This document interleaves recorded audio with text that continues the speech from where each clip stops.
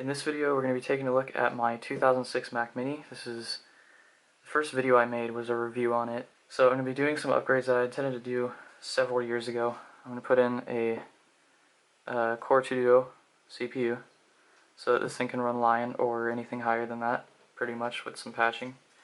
And I'm going to put in a bigger hard drive. This hard drive came out of my MacBook when I installed that SSD. So we'll have more storage for maybe Windows also. So yeah, I'm going to go ahead and grab my tools and we can get started on upgrading.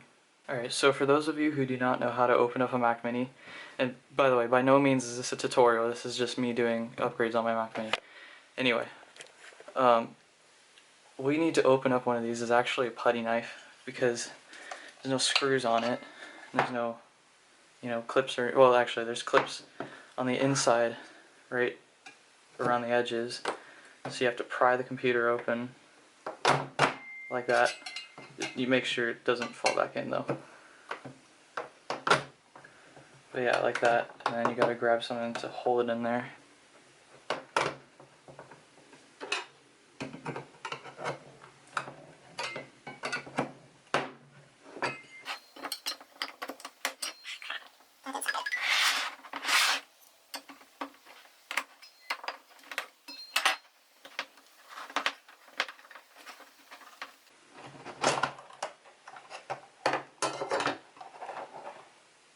So here it is. It's open. Now we gotta start unscrewing things to get to the CPU, because the CPU is, of course, on the bottom.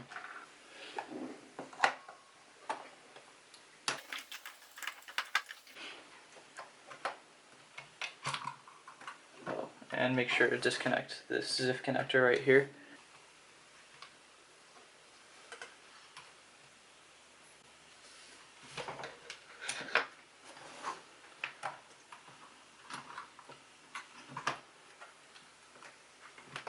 There's a connector in the front right up here that you gotta pull out. You gotta be really, really careful with it that you don't rip it, because if you rip it, then that's a problem because you can't replace it. There we go. So now this just lifts off. There we go. Alright, so this is like, I guess the drive bay you could call it. So you have a disk drive up here and you have the hard drive right here. So this we're going to replace last with the new hard drive right here. So first we're going to replace the CPU. So right here, this is the CPU. This is, well, the heatsink for the CPU. The CPU is underneath it. I believe you do have to take the motherboard out of the case, which is simple enough. You just unplug a couple connectors and pull it out. Alright, so now what we gotta do, now that we got the motherboard out of the case, we need to take off or push these little things, I don't know what you call them, down so that we can pop this heatsink off. So use tweezers for that.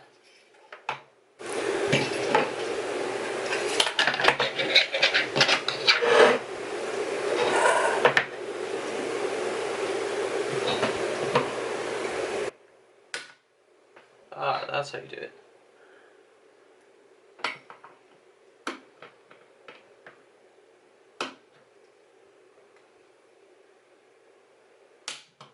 Jeez, these things pop out really loud.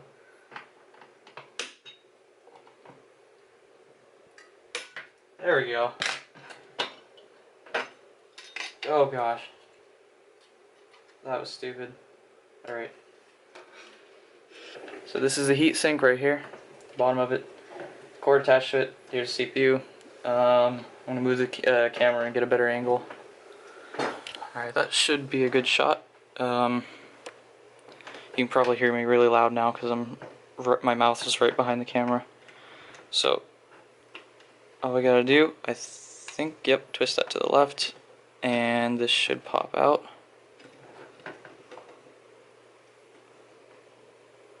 Or not. Hold on.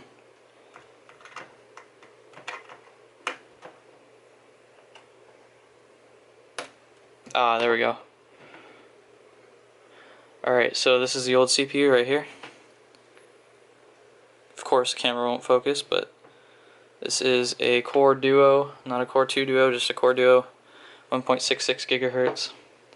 Piece of crap. Now I need to get some alcohol wipes and wipe off the heatsink before we stick the new Core 2 Duo in. Alright, so I got the alcohol wipes. There's some more over there.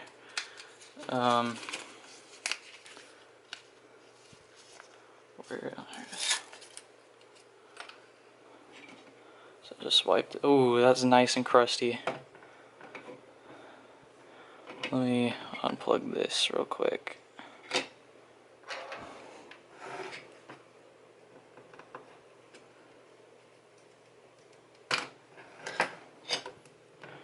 Alright. This is gonna take a lot of work to get off. It's so nasty. It's all stuck on there and gross. Alright, so heatsink is ready for the most part. Now we just gotta drop the CPU in here. This is a zero insertion force connector, or ZIF connector.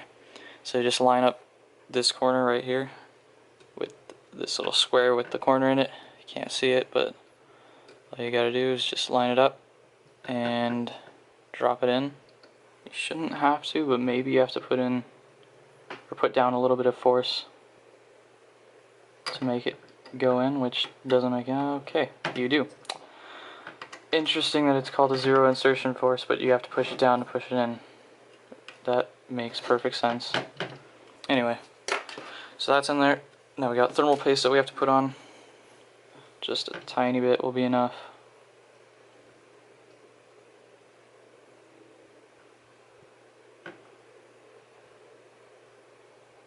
Like that. That'll be perfect.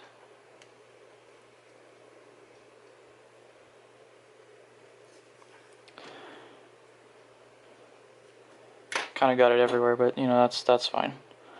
So now what we need to do is put this back into its connector. Alright, so the heatsink's thermometer, I believe that's what that is. That would make the most sense anyway. That is in place. Now I gotta figure out how this goes on. It'd make the most sense like this. I broke one of these things. I don't know where the spring went, but this decided to fly out. And it looks like the tab to hold it in actually broke when it shot out of here, so that's great. I'll try not to do that with the rest of these. Alright, so I managed to get 3 of them in. 4th one broke, so this one won't go in, obviously. And now it's gone, because I dropped it. So, that is the CPU replaced. Horrible job. Do not follow this as a guide, because, yeah, you don't want to end up missing things like this Mac Mini. Alright, so on to the next step. I need to put a new hard drive in, so we'll put the motherboard to the side and we'll take a look at the drive bay or whatever you want to call it. Lose some screws first. Looks like this one stays in there. But anyway, so it looks like I'm gonna move the camera first so I can get a better angle at what I'm doing and a better angle for you guys to see.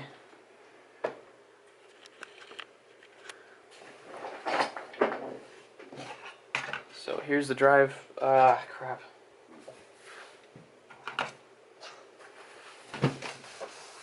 Alcohol.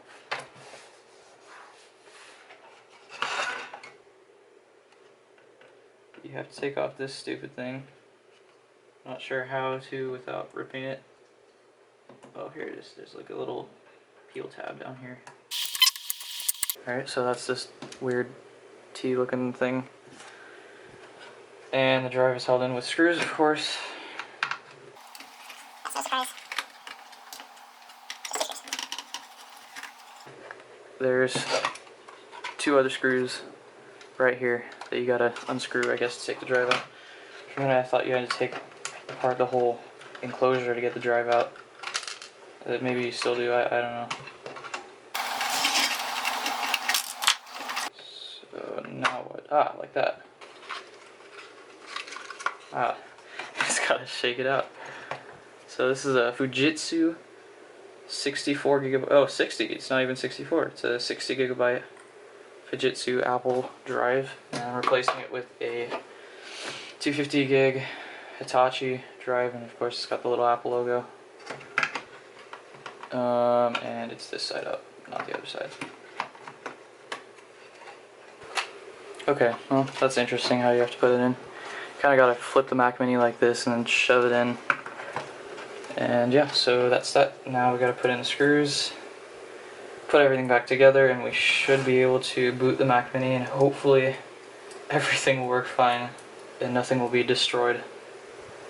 Alright, Mac Mini hard drive is installed.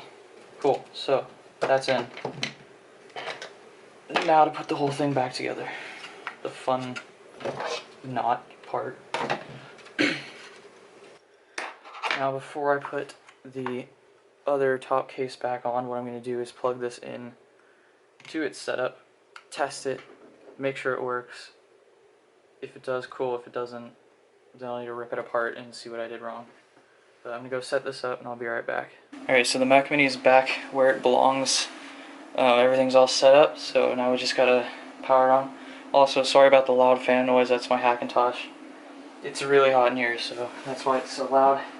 It's also just a loud computer. But anyway, here we go. 3, 2, 1.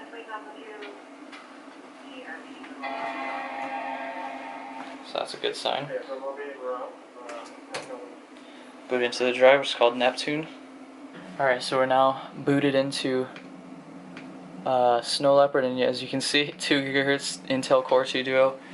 Finally got it in after, I think, 3-4 years ago. I wanted to do this, but just now finally getting around to it. So anyway, that's it for this video. Thank you guys for watching.